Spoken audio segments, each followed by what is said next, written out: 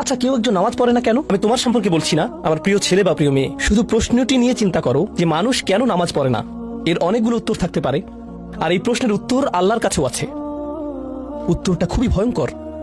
এই উত্তরটি আমি খুতবার শুরুতে পড়েছি। তিনি বলেন, ফালা সাদ্দাকা ওয়ালা সাল্লা ওয়ালাকিন কাযযাবা ওয়া তাওয়াল্লা। সে আসলে সত্য গ্রহণ করেনি এবং সে নামাজও পড়েনি। তিনি কাফের সম্পর্কে বলছিলেন। তিনি দুইটা জিনিস বলেছেন, এই লোকটি সত্য গ্রহণ করেনি এবং নামাজও পড়েনি। কথাটা ভাবনার উদ্রেক করে। যদি বলা হয় সে সত্য গ্রহণ করেনি, আমার আশা হলো তিনি বলবেন লা সাদ্দাকা ওয়ালা আমানা, কিন্তু তিনি বলছেন লা সাল্লা। এর মানে হলো আল্লাহর সত্য গ্রহণ করার ব্যাপারে তোমার অন্তরে কিছু একটা মিসিং আছে। না না না, বাচ্চাটা বলে আমি আল্লাহকে বিশ্বাস করি, আমি মুসলিম। হ্যাঁ, তুমি এখানে মুসলিম, তোমার মাথায়।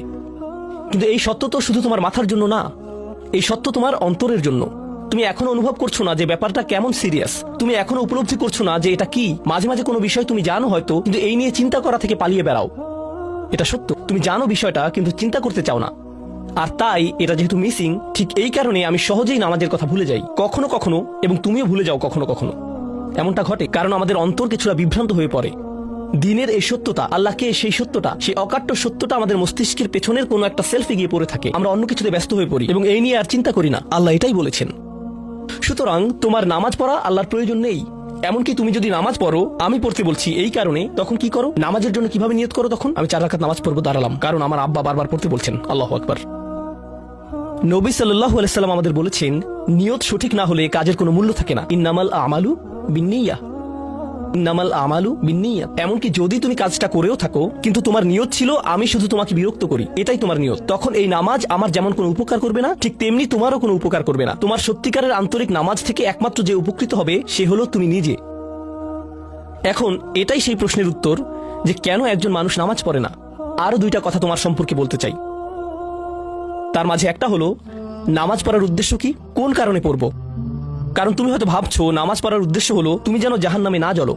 নামাজ পড়ার উদ্দেশ্য হলো তুমি যদি নামাজ না পড়ো আল্লাহ তোমাকে ঘৃণা করবেন। নামাজ পড়ার উদ্দেশ্য হলো তুমি যদি নামাজ না পড়ো তুমি শাস্তি পাবে, অথবা তুমি আর মুসলিমই থাকবে না, ফেরেশতারা তোমাকে অভিশাপ দিবে। সমস্ত নেতিবাচক বিষয়। আল্লাহ ওই সমস্ত উদ্দেশ্যের কথা উল্লেখ করেননি। নেতিবাচক কিছু থেকে মুক্তি পাওয়া নামাজের মূল উদ্দেশ্য নয়। নামাজের মূল উদ্দেশ্য হলো ইতিবাচক কিছুর দিকে ছুটে চলা, এটাই নামাজের উদ্দেশ্য। এমন 2 ছাত্রের মধ্যে পার্থক্য জানো? একজন লেখাপড়া করে যেন সে ফেল না করে, আর অন্যজন লেখাপড়া করে কারণ সে ওই সাবজেক্টটা পড়তে ভালোবাসে। একজন ছাত্র পড়ালেখা করছে পজিটিভ কিছুর জন্য, আর অন্যজন পড়ালেখা করছে কারণ সে এমন কিছু থেকে বাঁচতে চাচ্ছে যা নেগেটিভ। একজন কর্মচারী তার চাকরিটাকে দারুণ ভালোবাসে, আর অন্য একজন কর্মচারী শুধু চায় সে যেন চাকরিটা না হারায়। তারা একই চাকরি করছে, একেবারে অভিন্ন চাকরি, কিন্তু একজন চাকরিটা করতে পেরে কি যে খুশি, কত যে আনন্দ তার, আর অন্যজন খুবই হতাশ, সবসময় মনমরা ভাব। কেন? কারণ তাদের একজন এটা করছে ক্ষতিকর কিছু থেকে মুক্তি পাওয়ার জন্য, আর অপরজন এটা করছে উপকারী কিছুর দিকে ছুটে চলার জন্য। আল্লাহ কোরআনে যখন আমাকে নামাজ সম্পর্কে বলেছেন যে কেন আমাদের নামাজ পড়া দরকার, তিনি মুসা আলাইহিস সালামকে এই উত্তরটা বলে দিয়েছেন। যখন তিনি তার সাথে সাক্ষাৎ করেছিলেন তিনি বলেছেন, আকিমিস সলাতা লিযিকরি, আর আমাকে স্মরণ করার উদ্দেশ্যে নামাজ কায়েম করো। তোমার নামাজ ঠিক রাখো যেন তুমি তোমার রবকে স্মরণ করতে পারো। আমি তোমাকে ইতিমধ্যে বলেছি যে তোমার আমার সম্পর্কটা খুবই সীমিত, কিন্তু তোমার সাথে আল্লাহর সম্পর্কটা অনেক আগে থেকে শুরু হয়েছিল, আর তার সাথে তোমার এই সম্পর্কটা অনন্তকাল ধরে বলবৎ থাকবে। তাই সেই সম্পর্কটির কথা স্মরণে আনা আবশ্যক। কারণ ভালো যত কিছু তোমার কাছে আসে তা আসে ওই সম্পর্কটা থেকেই।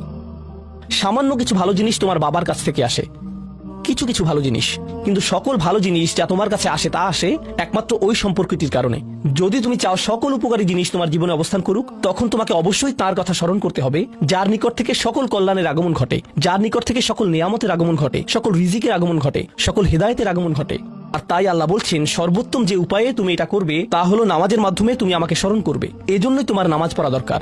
আচ্ছা, পরিশেষে এজন্যই তোমার এটা করা উচিত, কিন্তু তুমি এটা করছো বলেই সঠিক নিয়ত সহকারে। আল্লাহ বলছেন কেবল এখানেই শেষ নয়, এর কিছু উপকারিতাও আছে।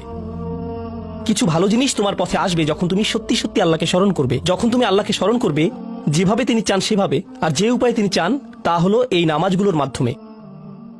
তুমি যদি এটা করতে পারো, আল্লাহ বলছেন ইন্না সলাতা তানহা আনিল ফাহশাই ওয়াল মুনকার। এমনকি এই আয়াতেও ওয়ালা যিকরুল্লাহি আকবার, তিনি বলছেন নামাজের মধ্যে এই উপকারটি আছে যে এটা তোমাকে অশ্লীলতায় পড়ে যাওয়া থেকে রক্ষা করবে।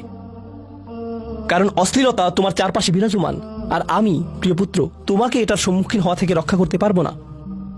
অশ্লীলতা তোমার ফোনে, অশ্লীলতা তোমার স্কুলে, অশ্লীলতা তোমার বন্ধুদের মাঝে, অশ্লীলতা ঈদের অনুষ্ঠানে। যখন কোনো কর্নারে গিয়ে বন্ধুদের সাথে আড্ডা দাও, অশ্লীলতার উপস্থিতি তুমি সর্বত্র দেখতে পাবে। প্রতিবার যখনই তুমি অশ্লীলতার দিকে এগিয়ে যাবে, তোমার অন্তর ক্ষতিগ্রস্ত হয়ে পড়বে।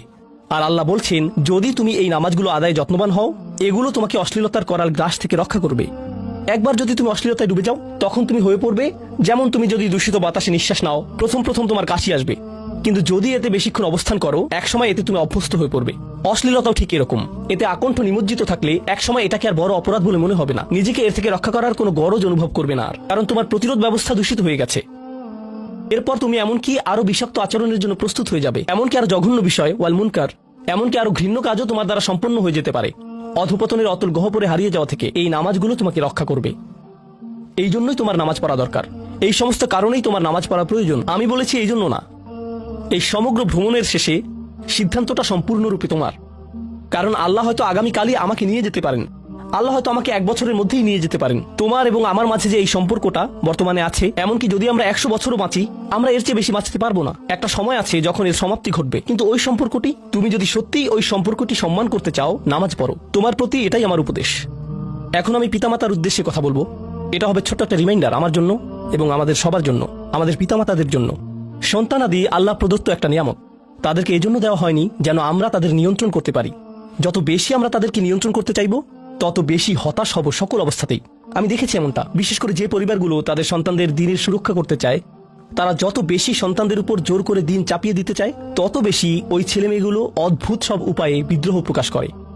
কারণ যে বিষয়টা আল্লাহ চান আপনি তাদেরকে প্রদান করুন, আপনার ছেলে মেয়েদের কাছে আপনার যে সুযোগ আছে, সেটা তাদেরকে আপনার আদেশ নিষেধ মানতে বাধ্য করার জন্য নয়। সুযোগটা এই জন্য দেওয়া হয়েছে যেন আপনি তাদেরকে এমন সব বিষয় চিন্তা করাতে পারেন যা শুধু আপনার পক্ষেই চিন্তা করানো সম্ভব, তাদেরকে এমন সব বিষয়ে পছন্দ করাতে পারেন যা শুধু আপনার পক্ষেই পছন্দ করানো সম্ভব। আপনার বাচ্চাটা বাস্কেটবল পছন্দ করে কারণ সে আপনাকে বাস্কেটবল খেলতে দেখেছে, সে প্লে স্টেশন পছন্দ করে কারণ সে তার বাবাকে প্লে স্টেশনে খেলতে দেখেছে। এভাবে আপনি বাচ্চাটার অন্তরে কোনো কিছুর জন্য ভালোবাসা তৈরি করে দিতে পারেন, কারণ আপনি যেরকম, আপনার পক্ষে এটা করা সম্ভব। আর যখন বাচ্চাদেরকে বলতে থাকেন তোমার হোমওয়ার্ক করো, তোমার হোমওয়ার্ক করো, আপনার সন্তানের বয়স যখন 40 হবে, সে তখন বলবে না আমি হোমওয়ার্ক ভালোবাসি, কিন্তু 40 বছর বয়সেও সে বলবে আমি বাস্কেটবল ভালোবাসি, আমার বাবা সবসময় বাস্কেটবল খেলতেন। আপনি যা ভালোবাসেন তা ট্রান্সফার হয়ে তার কাছে চলে যায়, আর যা করতে বলেন তা প্রত্যাখ্যাত হয়ে যায়। এমনটি আপনার ক্ষেত্রেও ঘটেছিল। আপনার ছেলে মেয়েদের কথা ভুলে যান, আপনার নিজের বাস্তবতা ওইটাই। আপনার বাবার কিছু কিছু জিনিস যে আপনি এখনো পছন্দ করেন, তা ভালোবাসার মাধ্যমে আপনার নিকট ট্রান্সফার হয়েছিল। আর আপনার বাবার ওই ব্যাপারগুলো আপনি অপছন্দ করতেন যা তিনি জোর করে আপনাকে গেলাতে চেয়েছিলেন। এখানে উপবিষ্ট প্রত্যেকের বাস্তবতা এটাই, শুধু সেগুলোই গ্রহণ করেছি যেগুলো ভালোবাসার মাধ্যমে হস্তান্তরিত হয়েছিল। ঠিক এই ইশারাটাই আমাদের পিতামাতাদেরকে দেয়া হয়েছে সূরাতুল ইসরার এই আয়াতে, রব্বির হামহুমা কামা রব্বায়ানি সগীরা। রব্বায়ানি মানে যখন তারবিয়া ব্যবহার করা হয় একটি চারাগাছ বড় করার জন্য, আপনাকে চারাগাছটির যত্ন নিতে হবে, এর সযত্নে প্রতিপালন করতে হবে। গাছটির প্রতি চিৎকার চেঁচামেচি করলে তো হবে না, তাড়াতাড়ি বড় হও, তাড়াতাড়ি লম্বা হও। আপনার একে সময় প্রদান করতে হবে। অনেক সময় পোকামাকড় এসে এর পাতাগুলো খেয়ে ফেলতে চাইবে, আপনাকে তখন পোকামাকড় সরিয়ে দিতে হবে। কখনো কখনো একটু কঠোর আচরণ করতে হবে, শুধু অতটুকুই যেন পোকামাকড়গুলো দূর হয়ে যায়। এরপর আবারও এতে পানি দিতে হবে। আমাদের বাচ্চাদের সাথে আমাদের উদাহরণটা ঠিক এমনই। ঠিক এই কারণেই আমরা আমাদের মাতা পিতার জন্য এই দোয়াটা করি। আমি দোয়া করছি আল্লাহ যেন আমাদের সন্তানদেরকে হিদায়াত দান করেন, যা শুধু তার পক্ষেই দেওয়া সম্ভব। দোয়া করছি আল্লাহ তাদের অন্তরে ইস্তিকামা প্রদান করুন, যেন তারা তাদের জীবনের সঠিক সিদ্ধান্ত নিতে পারে। আরো দোয়া করছি আল্লাহ তাদেরকে ইব্রাহিম আলাইহিস সালামের দোয়ার মতো করুন, যা তিনি আমাদের সবার জন্য করেছিলেন, রব্বি জাআলনি মুকিমাস সালাতি ওয়া মিন যুররিয়াতি। হে আমার রব, আমাকে সালাত কায়েমকারী বানান এবং আমার বংশধরদের মধ্য থেকেও। আল্লাহ তাআলা এখানে উপস্থিত পিতামাতাদেরকে, আমাকে সহ সবাইকে এমন দৃষ্টান্তে পরিণত করুন যে আল্লাহকে ভালোবাসে এবং যে নামাজকে ভালোবাসে, যেন আমাদের ছেলেমেয়েরা নামাজের প্রেমে পড়ে যায় আমরা যেভাবে নামাজকে ভালোবাসি তা দেখে। বারাকাল্লাহু লি ওয়া লাকুম ফিল কুরআনিল হাকিম ওয়া নাফা'নি ওয়া ইয়্যাকুম বিল আয়াতি ওয়া যিকরিল হাকিম।